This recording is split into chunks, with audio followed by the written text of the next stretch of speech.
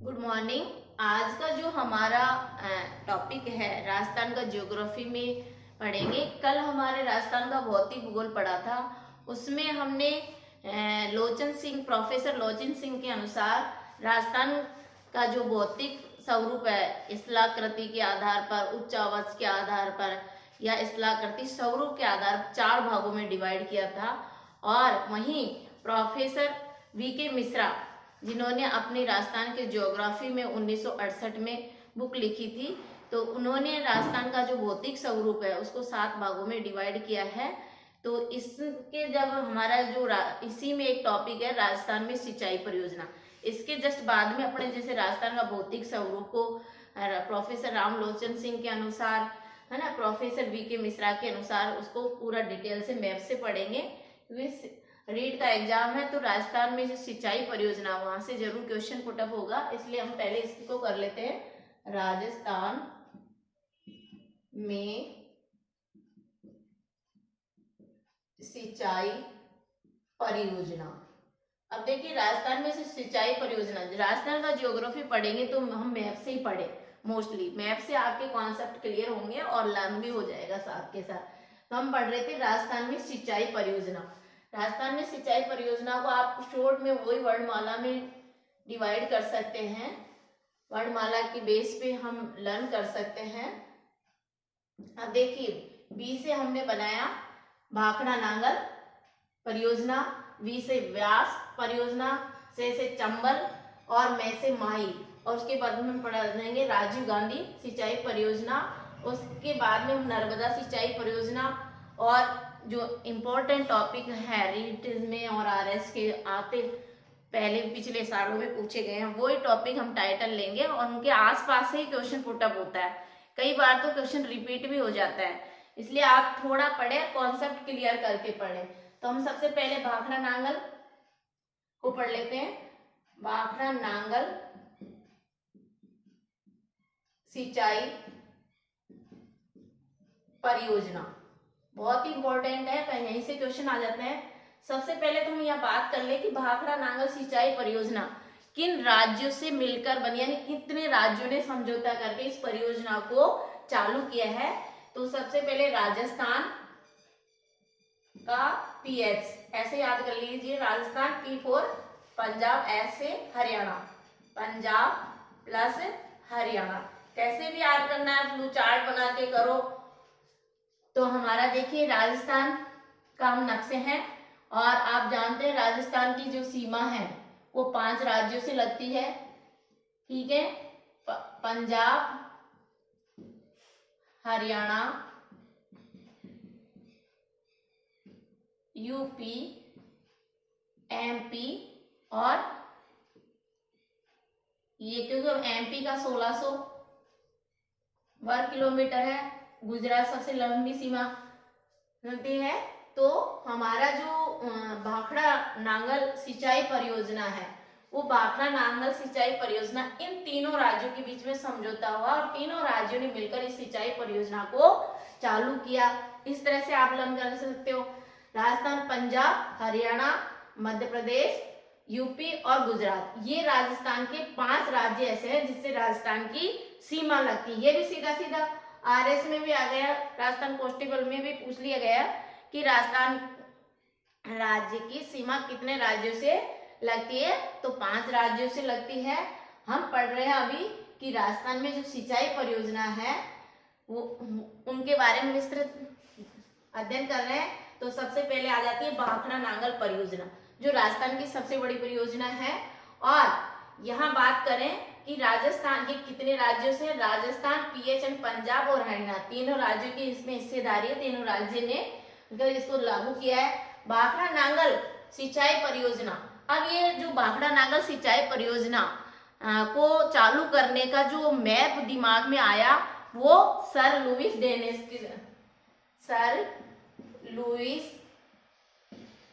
डेने के मस्तिष्क में विचार घुमा के एक ऐसा प्रोजेक्ट बनाया जाए, एक ऐसी प्रोजेक्ट लॉन्च की जाए जिससे इन तीनों राज्यों को लाभान्वित हो सके सिंचाई के क्षेत्र में। और रियलिटी में 2.3 लाख हेक्टेयर टीयर पर इस सिंचाई परियोजना से लाभान्वित हो रहे हैं, जिसमें राजस्थान में देखा जाए तो राजस्थान के श्री गंगा नगर डिस्ट्रिक्ट और हनुमानगढ़ डिस्ट्रिक्ट, ये सर्वाधिक, इन दो जिलों में सर्वाधिक सिंचाई इस राजस्थान, इस जो भाखड़ा नांगल परियोजना से की जा रही है। हालांकि इसमें बीकानेर भी सिंचाई परियोजना से लाभान्वित हो रहे हैं और चूरू भी, लेकिन सर्वाधिक है, सर्वाधिक की बात करें कि राजस्थान में भाखड़ा नांगल परियोजना से सर्वाधिक सिंचाई किन जिलों में की जा सकती है, ये सीधा क्वेश्चन पूछा जा सकता है कि राजस्थान में सर्वाधिक भाखड़ा नांगल सिंचाई परियोजना से कौन से जिले लाभान्वित हो रहे हैं, तो श्री गंगानगर और हनुमानगढ़, यही पहला क्वेश्चन पुट और ये जो परियोजना को लॉन्च करने का मस्तिष्क में विचार आया सर लुइस डेने को। फिर ये परियोजना कब चालू की गई थी, तो राजस्थान में जो ये परियोजना है, राजस्थान में ये परियोजना प्रथम पंचवर्षीय योजना, प्रथम पंचवर्षीय योजना। अब प्रथम पंचवर्षीय योजना आते ही दिमाग में आ गया पहली पंचवर्षीय 1951 से 1956, तो इसकी जो शुरुआत की गई थी, भाखड़ा नांगल परियोजना की जो शुरुआत की गई थी 1951 में पहली पंचवर्षीय योजना के समय, और इसको जब पूरा किया गया था वो अक्टूबर 1962 में पूरा हो गया। इसका काम जो सिंचाई परियोजना लॉन्च की गई थी तो कंप्लीट कब हो गई 1962 में। तो सीधा सीधा क्वेश्चन पूछा जा सकता है कि जो भाखड़ा नांगल परियोजना की आधारशिला कब रखी गई थी, तो 1951 में रखी गई थी और ये पूरी तरह से बनकर तैयार कब हो गई 1962 में। क्लियर, यहाँ से 3 क्वेश्चन बन गए। भाखड़ा नांगल परियोजना किन राज्यों में, राजस्थान, पीएस यानी पंजाब हरियाणा में। इसका जो लॉन्च करने का मस्तिष्क में विचार किसने किया, इसको तैयार किसने किया, इस पर जो ज्यादा फोकस रखा सर लुइस डेने ने।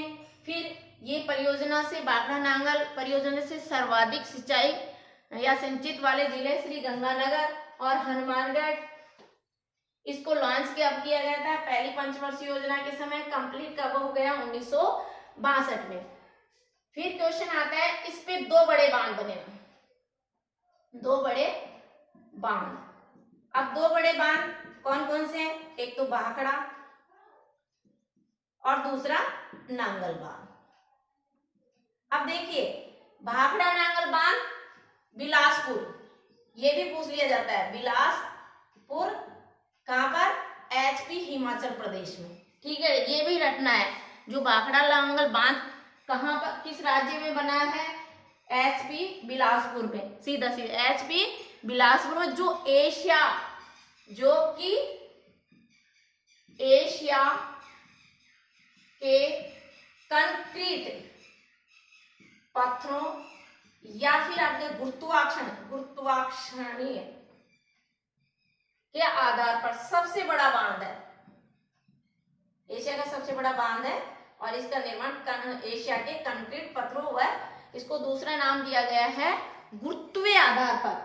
और अब इसकी ऊंचाई भी पूछ ली जाती है कि जो हमारा भाखड़ा नांगल बांध है, जो राजस्थान का बांध है सबसे बड़ा गुरुत्वीय आधार पर, या हम कह दिया एशियाई के कंक्रीट पत्थरों के आधार पर बना हुआ है, उसकी आर से ऊंचाई भी पूछी जा सकती है। और क्वेश्चन ऐसे भी पूछा जा सकता है कि इस पे जो बिजली का प्रोडक्ट किया जाता है वो कितना है, तो इसका जो विद्युत उत्पादन है वो 1480.3 मेगावाट बिजली प्रोडक्ट होती है। इस मात्र परियोजना से 1480.3 मेगावाट बिजली प्रोडक्ट होती है। और यहाँ तक कि यहाँ से मतलब ऑलमोस्ट किसी भी कंपनी से उठा के देख लो, सबसे पहले इस परियोजना से क्वेश्चन पूछे जाते हैं। फिर आपसे ये पूछा जाए कि जहाँ ये दोनों में डिवाइड कर दिया, नाम इसी को अलग से किया है, तो अब आपके पूछा जाता है कि जो भाखड़ा बांध है वो किस राज्य में है, तो भाखड़ा बांध बिलासपुर एचपी यानी हिमाचल प्रदेश में। और जो इसकी ऊंचाई है 226 मीटर, 226 मीटर इसकी ऊंचाई है। किसकी? भाखड़ा नांगल बांध की। भाखड़ा भाखड़ा भाखड़ा ये दो बांध है। अब हम भाखड़ा बांध को पढ़ रहे हैं, तो इसकी ऊंचाई कितनी है? भाखड़ा, क्योंकि इस परियोजना को दो भागों में दो बांध बने गए, एक तो अलग कर दिया भाखड़ा के नाम से और दूसरा नांगल के बांध से। जो भाखड़ा बांध है वो बिलासपुर एचपी में है, जो कि एशिया का कंक्रीट पत्थरों या गुरुत्वीय आधार पर सबसे बड़ा बांध माना जाता है, जिसकी ऊंचाई 226 मीटर है। और यहाँ पे इस भाखड़ा बांध पर हमें विद्युत उत्पादन बिजली प्रोडक्ट होती है और हमें बिजली कितनी मिलती है? 1480.3 मेगावाट बिजली मिलती है। फिर यदि वो फीट में पूछ सकता है तो इसकी 226 फीट में 741 फीट इसकी ऊंचाई है। ये वेरी मोस्ट है। आप यहाँ से ये भाखड़ा को इस तरह से याद कर सकते हैं। फिर अपना नांगल बांध की बात करें, दूसरा नांगल बांध। नांगल बांध पंजाब के रोपड़ जिले में, पंजाब के रोपड़ जिले में। अब इन दोनों राज्यों से मिला गया ना, जब तो हमने कहा ऊपर ही आपको क्लियर कर दिया कि भाखड़ा नांगल जो बांध सिंचाई परियोजना है वो 3 राज्यों की संयुक्त परियोजना है, 3 राज्यों की हिस्सेदारी, जिसमें राजस्थान की जो हिस्सेदारी है वो 15.22% है। ये ध्यान रखना है, 15.22%। और यहाँ पूछिए नांगल बांध कहाँ बना है? पंजाब के रोपड़ जिले में। अब वो ये भी पूछ सकता है कि जो पंजाब के रोपड़ जिले में बना हुआ है नांगल बांध, तो इससे मतलब हम ऑल ओवर की बात कर रहे हैं कि इसकी टोटल मेगावाट से क्षमता हम दोनों को बना के दोनों से भाखड़ा और नांगल से ये विद्युत उत्पादन होती है। एक की नहीं है, दोनों की है, ये ध्यान रखना है। तो सीधा पूछेंगे कि भाखड़ा नांगल बांध कौन सी राज्य में बना है? पंजाब। पंजाब में भी कौन से डिस्ट्रिक्ट में? रोपड़ जिले में, रोपड़ जिले में। यहाँ तक क्लियर? और ऑलमोस्टली आप स्क्रीनशॉट ले सकते हो, यहाँ से क्वेश्चन आता ही है। ये हमारे भाखड़ा नांगल जो बेसिक चीज है, जो बेसिक कॉन्सेप्ट है, वो इससे ज्यादा नहीं पूछेंगे। मैप में भी मैं आपको समझा दिया है। राजस्थान और ये दोनों राज्य पंजाब और हरियाणा तीनों से की इसमें हिस्सेदारी तीनों से मिलकर बना है। आप स्क्रीनशॉट ले सकते हैं। अब हम वी से करेंगे, व्यास परियोजना। दूसरी है राजस्थान की व्यास परियोजना।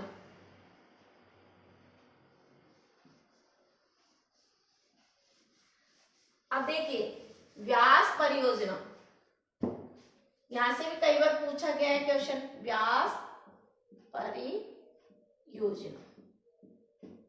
व्यास यहां से कौन सा? व्यास परियोजना। व्यास, ये व्यास जो परियोजना है वो भी तीनों स्टेट से है। किनसे? राजस्थान, पंजाब और हरियाणा। ये तीनों राज्यों की संयुक्त परियोजना व्यास। राजस्थान, पंजाब, हरियाणा, राजस्थान, पंजाब, हरियाणा।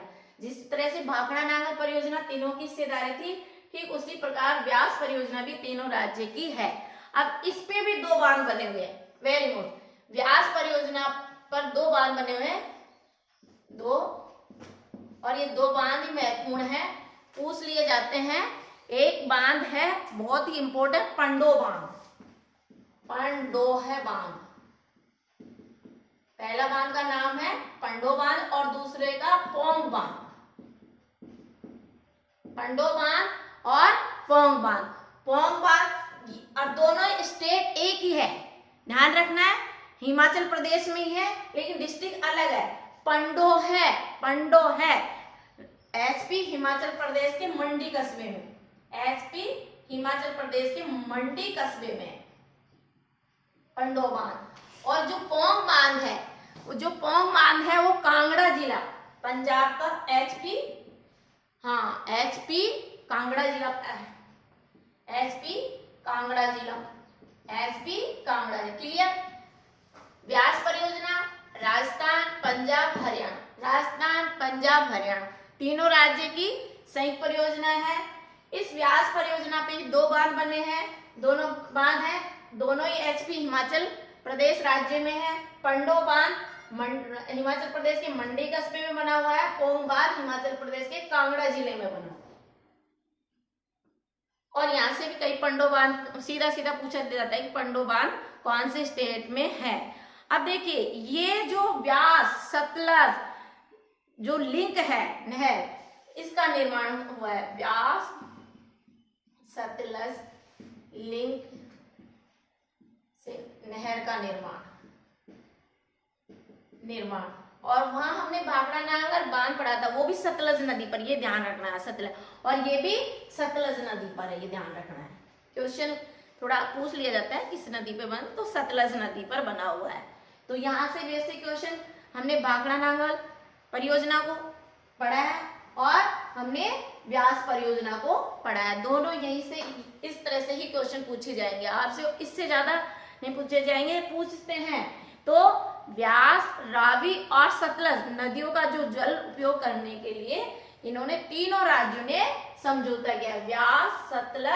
व्यास सतलज रखना है, व्यास सतलज रावी, व्यास सतलज रावी, व्यास सतलज रावी, रावी व्यास और सतलज तीनों नदियों के पानी को लेकर इन्होंने तीनों राज्यों ने समझौता किया है ताकि ये अपने क्षेत्र को जल उपलब्ध करा सके और जल से सिंचाई कर सके।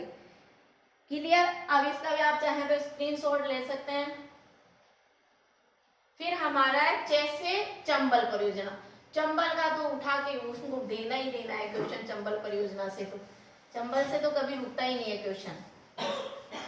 वेरी मोस्ट टॉपिक है चंबल परियोजना। दोनों हमने क्लियर कर दिया बीबी से जैसे चंबल।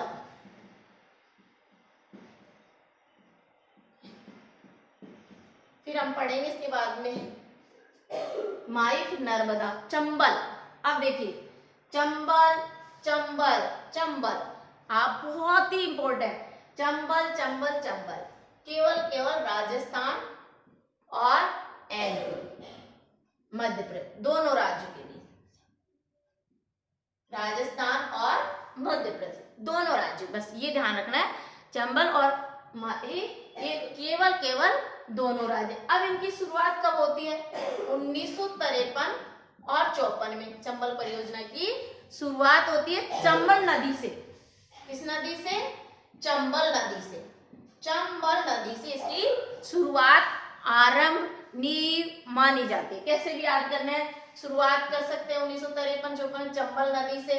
अब क्वेश्चन, चंबल नदी पर 3 बांध और 1 बैराज, वेरी मोस्ट, 3 बांध और 1 बैराज बना हुआ है। अब देखिए पहला बांध है गांधी सागर बांध।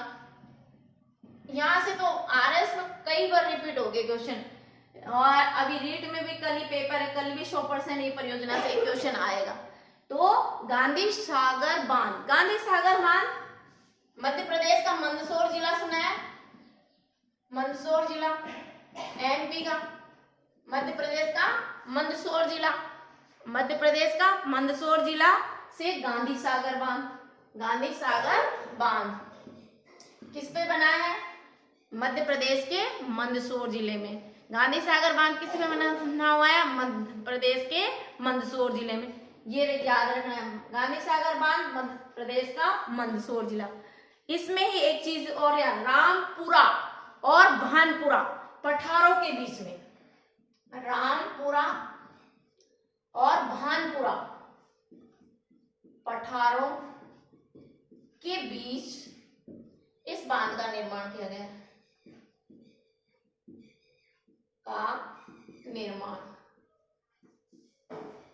रामपुरा और भानपुरा, रामपुरा और भानपुरा पठारों के बीच में इसका बांध का निर्माण किया गया है। अब देखिए 23/5 115 मेगावाट बिजली प्रोडक्ट होती है, मेगावाट। ठीक है, 3 हिस्सों में बिजली प्रोडक्ट होती है, मेगावाट बिजली। चंबल परियोजना से तो बोल। फिर हमने यहाँ देखो एक कोटा बैराज, एक बैराज दूसरा है कोटा बेराज। कोटा बेराज जो कोटा राजस्थान के कोटा डिस्ट्रिक्ट में, कोटा बेराज। कोटा बेराज जो राजस्थान के कोटा डिस्ट्रिक्ट में ही है। और एक खासियत है, ये केवल राजस्थान के बाईं ओर से केवल राजस्थान को सिंचाई करती है। केवल इस कोटा बेराज बांध से, कोटा बेराज बांध से राजस्थान के बाईं ओर से केवल राजस्थान को सिंचाई उपलब्ध कराती है। यानी और जो दाईं ओर तरफ से, दाईं तरफ से ये राजस्थान के हाड़ौती, राजस्थान का हाड़ौती क्षेत्र और मध्य प्रदेश वो लाभान्वित होते हैं। इस बांध के पानी से केवल राजस्थान का जो बाईं ओर से तो पूरा राजस्थान, और दाईं तरफ से देखा जाए तो केवल हाड़ौती और मध्य प्रदेश सिंचाई से लाभान्वित होते हैं। तो कोटा बेराज हो गया।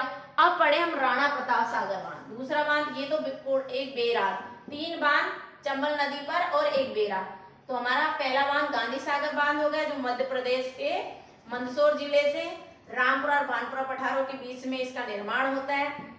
बेराज एक ही है, कोटा बेराज, जो केवल राजस्थान के बाईं ओर से तो केवल राजस्थान को ही सिंचित करता है और दाएं तरफ से हाड़ौती प्लस मध्य प्रदेश। अब दूसरा बांध है राणा प्रताप सागर बांध। राणा प्रताप सागर बांध, राणा प्रताप सागर बांध कई बार राउत बाटा चित्तौड़गढ़ में, राउत बाटा चित्तौड़गढ़। अब देखिए बच्चे क्या है, स्टूडेंट क्या करते हैं, राउत बाटा आते ही कोटा कर जाते हैं। कोटा नहीं होगा, कोटा किसी भी हालत में इसका आंसर नहीं होगा। कोटा नहीं, राणा प्रताप सागर राउत बाटा है, आपको चित्तौड़गढ़ करके आना, चित्तौड़गढ़। और इसकी जो 1100 मीटर इसकी ऊंचाई है, 1100 मीटर इसकी ऊंचाई है। सीधा सीधा क्वेश्चन पूछा जाता है, 1100 मीटर इसकी ऊंचाई है राणा प्रताप सागर बांध की। और 36 मीटर में और 36 मीटर ये चित्तौड़गढ़ से लगा हुआ था। तो ये टोटल में देखा जाए तो 1100 मीटर और 36 केवल ये राजस्थान को इसकी ऊंचाई है। 1100 मीटर तक तो इसका फैला हुआ है और 36 मीटर उसकी ऊंचाई है, ये ध्यान रखना। 36 इसकी ऊंचाई तो ये है और 1100 मीटर में फैला हुआ। और इसकी जो विद्युत क्षमता है 172 मेगावाट बिजली पे प्रोडक्ट करता है। दूसरा हमारा राणा प्रताप सागर हो गया, जो राउतबाटा चित्तौड़गढ़ में है और 172 मेगावाट ये बिजली प्रोडक्ट करता है। और राजस्थान का जो सर्वाधिक जल भराव क्षमता वाला, राजस्थान का सर्वाधिक जल भराव क्षमता वाला बांध कौन सा है, राणा प्रताप सागर बांध, राणा प्रताप सागर बांध। क्वेश्चन पूछा गया है, राजस्थान का सर्वाधिक भराव क्षमता वाला बांध कौन सा है, राणा प्रताप सागर बांध, राउतबाटा चित्तौड़गढ़ में। क्लियर, यहाँ से इसका भी आप चाहे स्क्रीनशॉट ले सकते हैं। तो हमारे दो, एक बेराज हो गया, अभी तो गांधी सागर और राणा प्रताप सागर। अब थर्ड हम जवाहर सागर बांध, थर्ड कौन सा है, जवाहर सागर बांध, जवाहर सागर बांध। जवाहर सागर बांध आते ही माइंड में हमने पहले चैप्टर पढ़ाया था, ये घूम जाना चाहिए। जवाहर सागर बांध आते ही कोटा, जवाहर सागर बांध आते ही क्या करोगे, कोटा, जवाहर सागर बांध कोटा, कोटा करना है। और बोराबास गांव है, कोटा में बोराबास गांव। तीनों बांध हो गए। राजस्थान की चंबल परियोजना, जो चंबल नदी पर 3 बांध बने हुए, गांधी सागर बांध, राणा प्रताप सागर बांध और जवाहर सागर बांध, और एक बेराज, कोटा बेराज। तो गांधी सागर बांध मध्य प्रदेश के मंदसौर जिले में, राणा प्रताप सागर राउतबाटा चित्तौड़गढ़ में और जवाहर सागर बांध कोटा में बना हुआ है। यहाँ से भी सीधा क्वेश्चन हो जाता है। अब यहीं से एक क्वेश्चन पूछा गया था कि जो चंबल लिफ्ट परियोजना है, चंबल लिफ्ट परियोजना या चंबल नदी से कितनी लिफ्ट परियोजनाएं गुजरती है? तो चंबल नदी से 8 लिफ्ट परियोजना, 8 लिफ्ट परियोजना। ये रटना है, ये आपको रटना ही है, क्योंकि ये लिफ्ट के बारे में दूसरा में भी हम पूछेंगे, आगे पढ़ेंगे तो दिक्कत आएगी। जो ज्ञानी सागर जो सिंचाई परियोजना है राजस्थान, तो उसमें अलग होगी। तो हम चंबल परियोजना में कितने लिफ्ट परियोजना है? 8। चंबल परियोजना में कितने हैं? 8। तो 2 ही है जो कोटा से, एक तो जालीपुरा लिफ्ट परियोजना, जालीपुरा लिफ्ट परियोजना जो कोटा में है, और बाकी 6 है लिफ्ट परियोजना 12 डिस्ट्रिक्ट में, और एक दिगोद लिफ्ट परियोजना, दिगोद लिफ्ट परियोजना कोटा में। बाकी जो 6 हैं, 2 तो ये होगी और 6 12 डिस्ट्रिक्ट में है, 6 12 डिस्ट्रिक्ट में है। ये आपको क्लियर करना है। तो ये आप चाहे तो इसकी भी स्क्रीनशॉट ले सकते हैं, बहुत ही अच्छा टॉपिक है। और जे अब आप पढ़ेंगे इसकी, और भी कोई एग्जाम में क्वेश्चन आए हैं तो यहाँ से तो और क्या कोई क्वेश्चन बनेगा। आपको वैसे मैं बताती हूँ, जो जालीपुरा लिफ्ट परियोजना है ये कोटा में है, दिगोद लिफ्ट परियोजना कोटा में, और जो 6 शेष बची है वो 12 डिस्ट्रिक्ट में। 6 में जैसे अंता लिफ्ट परियोजना,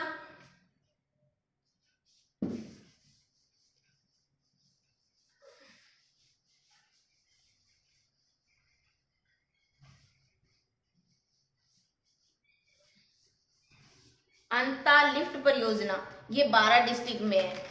अंता लिफ्ट परियोजना 12 डिस्ट्रिक्ट में है। और अंता के अलावा अंता लिफ्ट माइनर एक वो है, अंता लिफ्ट परियोजना, ये भी सुमेलित में पूछ जाते हैं, तो ये 12 डिस्ट्रिक्ट में है अंता लिफ्ट परियोजना। और दूसरा ये थर्ड होगी, ये फोर्थ होगी। 8 है ना, 2 तो कोटा की है, बाकी 6 12 की है। तो अंता लिफ्ट माइनर परियोजना ये भी 12 डिस्ट्रिक्ट में है। फिर उसके बाद में आ जाती है पंचेल लिफ्ट परियोजना। 5th नंबर में पंचेल लिफ्ट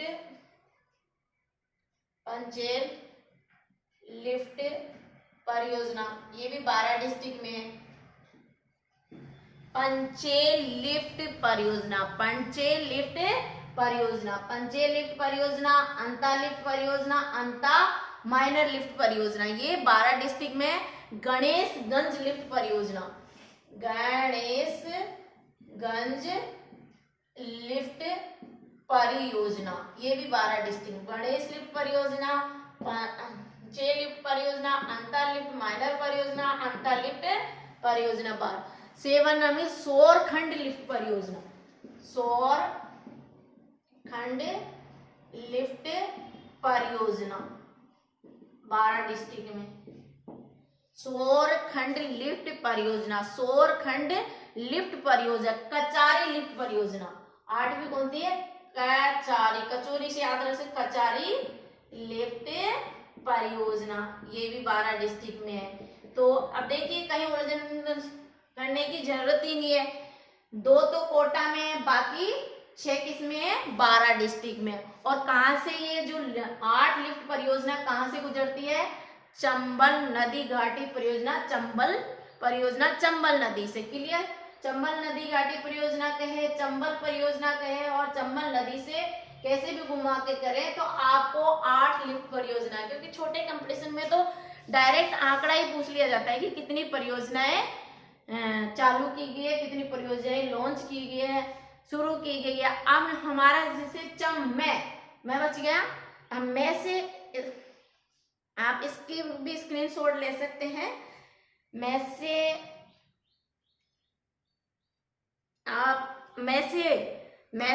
पढ़ेंगे माही बाजार सागर परियोजना, माही बाजार सागर परियोजना, माही बाजार सागर परियोजना हमने पढ़ लिया है। क्या क्या पढ़ लिया है हमने? 20 से भाखड़ा नांगल परियोजना पढ़ ली, 20 से व्यास परियोजना पढ़ ली, जैसे चंबल परियोजना पढ़ ली। अब हम मैं फॉर माही, माही बजाज सागर परियोजना, माही बजाज सागर परियोजना, माही बजाज सागर परियोजना, माही बजाज सागर परियोजना जो कि हमारे राजस्थान के बांसवाड़ा डिस्ट्रिक्ट में, बांसवाड़ा डिस्ट्रिक्ट में भी प्रॉपर जगह बोरखेड़ा, बांसवाड़ा बोरखेड़ा। और नदी कौन सी है? माही नदी। नदी कौन सी है? माही नदी। नदी कौन सी है? माही नदी। मैंने वही कॉन्सेप्ट लिए हैं जो सिर्फ एग्जाम से रिलेटेड है। बिल्कुल मैंने जो इतना 10 पेज में से शॉर्ट बताने की कोशिश की है कि आपका अच्छी तरह से समझ के पढ़ें, लर्न करें और आपकी कंपटीशन में यहाँ से क्वेश्चन टच हो और आपको भी अच्छा लगे। देखो अपन जो स्मार्ट वर्क इसी को बोलते हैं कि आप नोट्स बनाए, उसके आसपास जैसे ऑब्जेक्टिव से आप लर्न करते हैं, तो ऑब्जेक्टिव से आप लर्न करेंगे, गाइड लिए है और उनके ऑब्जेक्ट क्वेश्चन रट लिए, उससे आपका सिलेक्शन नहीं होगा। सिलेक्शन होगा कि आप इसको ज्वाइन करें हमारी क्लासेस को, और क्लास को ज्वाइन करके आप कॉपी में लिखें और आप कमेंट्स करें और एक दूसरे को भी बताएं, शेयर करें, ताकि आपके साथ साथ और भी लाभान्वित हो। और जब आप कमेंट्स करने लग जाएंगे, आपको कितना समझ में आया, कितना नहीं आ रहा है और किसकी आवश्यकता है, तो हम और भी आपको कॉन्सेप्ट को स्लो तरीके से पढ़ाएंगे, लेकिन आप अधिक संख्या में लाभान्वित हो। हमारा को ये है कि हमको प्रोफेशनल पैसा कमाना है, हमारा उद्देश्य कि आपको सिलेक्शन करवाना, बस और कोई हमारा उद्देश्य नहीं रहता है कि आपको कम समय में अच्छा वर्क दें, स्मार्ट नोट्स दें, अच्छा नोट्स बनाए, अच्छे से अच्छे पढ़ाएं और आपका सिलेक्शन हो, यही हम उम्मीद करते हैं।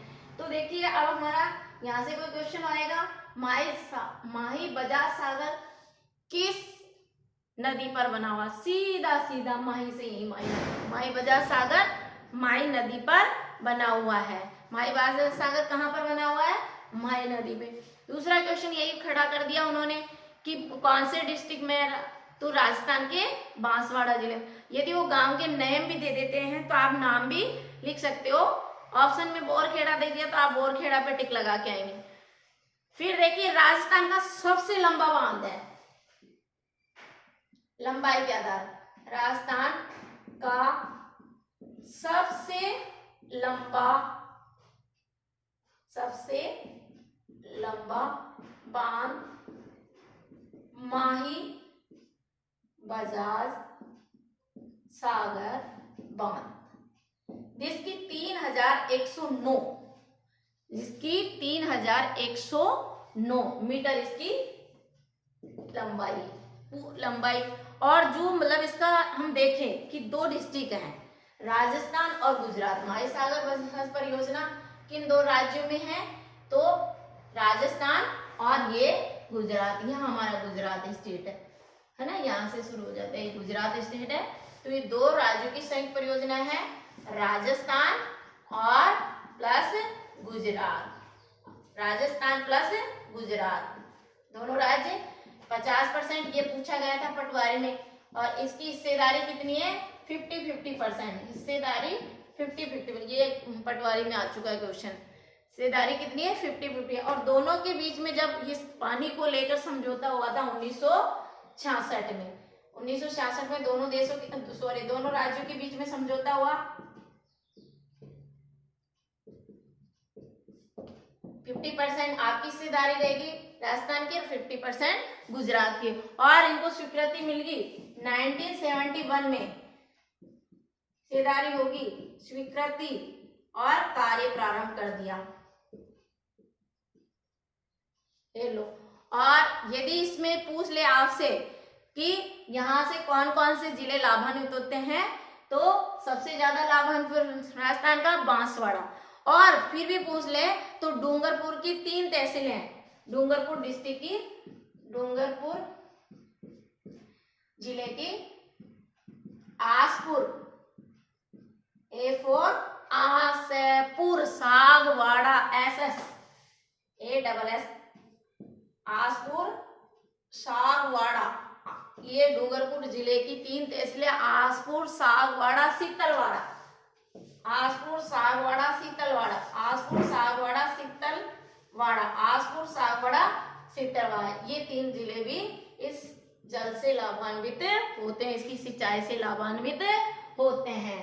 फिर हमारा इंदिरा गांधी, नर्मदा भी पढ़ेंगे, इंदिरा गांधी भी बहुत महत्वपूर्ण है, तो आप इसको भी शॉर्ट स्क्रीन ले सकते हो, स्क्रीनशॉट।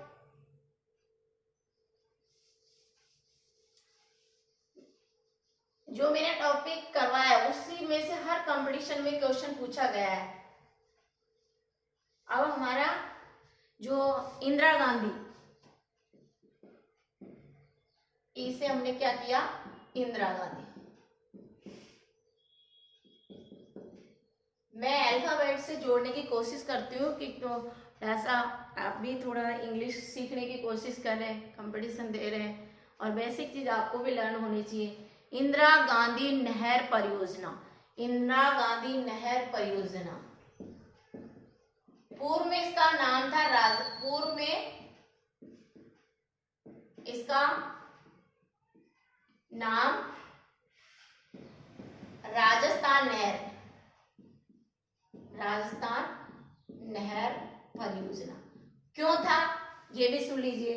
जैसे ही इंदिरा गांधी की मृत्यु हो जाती है 1984 में, ठीक है, जब 1984 में इंदिरा गांधी की डेथ हो जाती है, मृत्यु हो जाती है, तो इसका नाम चेंज कर दिया जाता है, ये ध्यान रखना, इसका नाम क्या रह जाती है, उनके नाम पर इंदिरा, पहले राजस्थान नहर परियोजना थी और उसका नाम, इंदिरा गांधी की मृत्यु हो जाती है तो उसके नाम को याद, मतलब बहुत अच्छी थी, हमारे देश की पहली महिला प्रधानमंत्री रही है, तो इसलिए उनके नाम पर ही इसका राजस्थान नहर से क्या कर दिया, 1984 में इनका नाम क्या कर देते हैं, इंदिरा गांधी नहर परियोजना। अब देखिए नहर का उद्घाटन कब हुआ, 31 मार्च 1958, 31 मार्च 1958 को इसका नहर का निर्माण हुआ। और एक वेरी मोस्ट क्वेश्चन, इस नहर का निर्माण वेरी मोस्ट, नहर का निर्माण बीकानेर सिंचाई विभाग के इंजीनियर, बीकानेर सिंचाई विभाग का इंजीनियर था, उसका नाम था कंवर सेन, बीकानेर के सिंचाई विभाग के इंजीनियर कंवर सेन के द्वारा 1948 में इसको तैयार किया गया।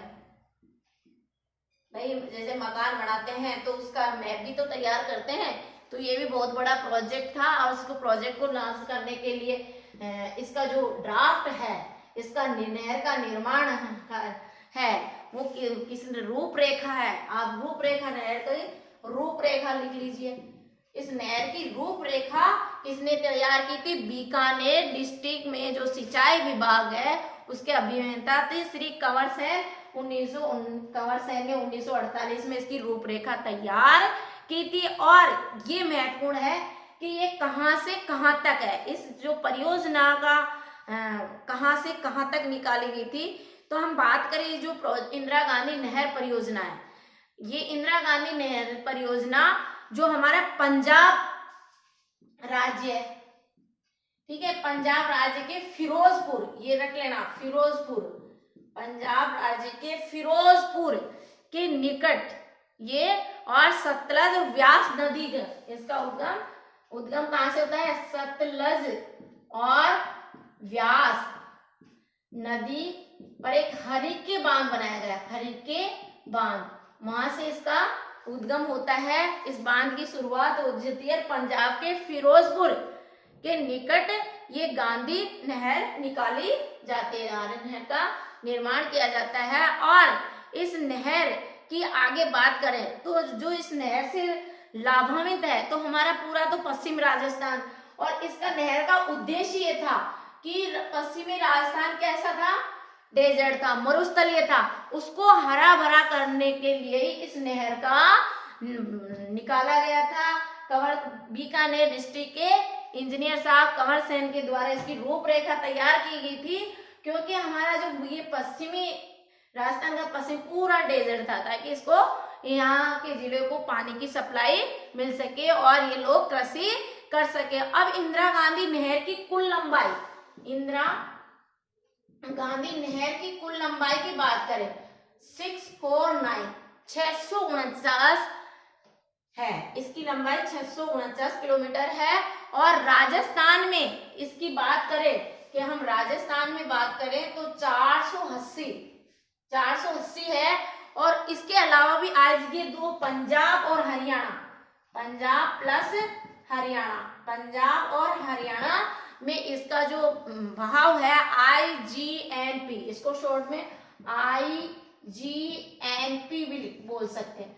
इसका पंजाब और हरियाणा में 169 किलोमीटर। तो टोटल राजस्थान में इसकी जो लंबाई है 649 है, राजस्थान में 480 है और पंजाब और हरियाणा में इसकी लंबाई है 169। और टिब्बी से मसीतावाला, टिब्बी से मसीतावाला, अब यहां से देख लीजिए, यहां से टिब्बी से मसीतावाला IGNP की लंबाई है 35 किलोमीटर। IGNP की लंबाई टिब्बी से मसीता कितनी है 35 किलोमीटर। और राजस्थान में जब प्रवेश करती है तो ये प्रवेश हनुमानगढ़ जिले में, हनुमानगढ़ ये राजस्थान में जब ये कौन सी, इंदिरा गांधी, इसका दूसरा नाम राजस्थान नहर। तो राजस्थान में जब ये नहर प्रवेश करती है कहां से, हनुमानगढ़ जिले के टिब्बी, ये टिब्बी क्षेत्र है हनुमानगढ़ में, ये टिब्बी, हनुमानगढ़ जिले में टिब्बी, यहाँ से इसकी कितनी है हनुमानगढ़ टिब्बी से मसीतावाला 35, ये भी सीधा पूछा जाता है। और राजस्थान में प्रवेश कहां से, हनुमानगढ़ के टिब्बी जिले से। और अंतिम छोर कहां होता है, अंतिम छोर ये जैसलमेर, इसका अंतिम छोर है वो जैसलमेर जिले में एक जगह है मोहनगढ़, जैसलमेर डिस्ट्रिक्ट में मोहनगढ़, यहाँ से इसका अंतिम छोर होता है। यहाँ से तो शुरुआत होती है कहाँ से, हनुमानगढ़ जिले के टिब्बी से, और अंतिम छोर कहाँ से होता है, जैसलमेर के मोहनगढ़ से। जैसलमेर डिस्ट्रिक्ट के मोहनगढ़ क्षेत्र से इसका अंतिम छोर होता है। और फिर बाबा रामदेव उपशाखा के रूप में ये गडरा रोड बाड़मेर, गडरा रोड बाड़मेर, ये बाड़मेर डिस्ट्रिक्ट है हमारा, और बाड़मेर के गडरा रोड तक रहता है।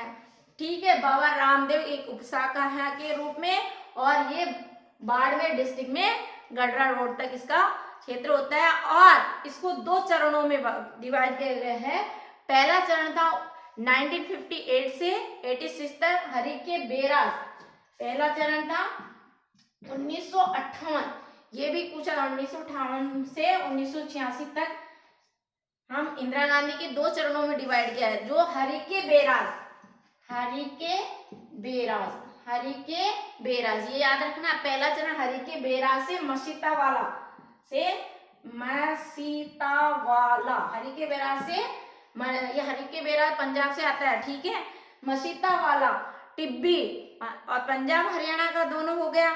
और दूसरा है 1992 से ये भी 2010 तक, दूसरा जो दो चरणों में इसका काम हुआ था किसका, IGNP का। और भी फिर भी हम इसको पूरे डिटेल से पढ़ेंगे। IGNP में कितनी लाइफ परियोजना है, ये दो चरणों में तो शुरू की गई, लेकिन यहाँ से बहुत सारे क्वेश्चन आते हैं, इसलिए कल की जो क्लास होगी हमारी IGNP की और भौतिक स्वरूप के बारे में बताएंगे, या फिर भी नेक्स्ट क्लास में पूरा ज्योग्राफी को आपको डिटेल से समझाऊंगी। Thank you so much. अच्छा लगे तो लाइक जरूर करना और कमेंट्स जरूर करें प्लीज।